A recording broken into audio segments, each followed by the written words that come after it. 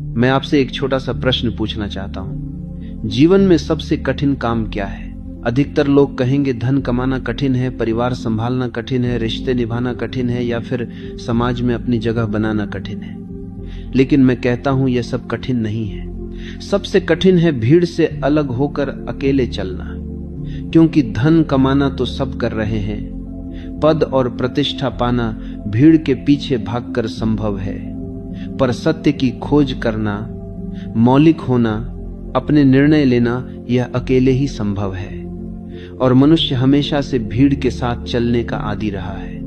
सोचो, जन्म के पल से ही हमें सिखा दिया जाता है, लड़का है तो यह करो, लड़की है तो यह करो, परिवार की इज्जत बचानी है।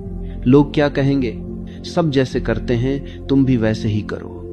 यहां तक कि हमारी हंसी तक भीड़ के अनुसार है।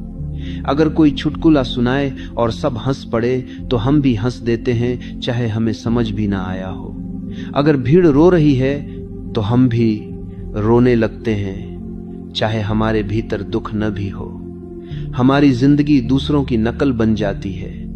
लेकिन सवाल यह है, क्या भीड़ सही है? इतिहास उठाकर देख लो। भीड़ ने हमेशा सत्य बोलने वालों को पत्थर मारे हैं।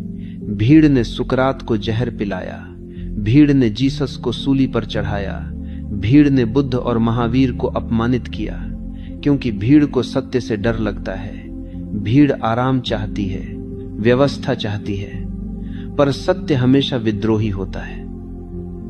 भीड़ का स्वभाव है अंधानुकरण, और अंधानुकरण से कभी कोई प्रकाश तक नहीं पहुंच सकता। भीड़ तुम्हें आराम दे सकती है, भीड़ तुम्हें सुरक्षा का झूठा एहसास दे सकती है, लेकिन भीड़ तुम्हें सत्य तक नहीं पहुंचा सकती। सत्य की यात्रा हमेशा अकेले होती है। भीड़ में आदमी बुद्धिमान नहीं रहता। ये एक बहुत गहरी सच्चाई है।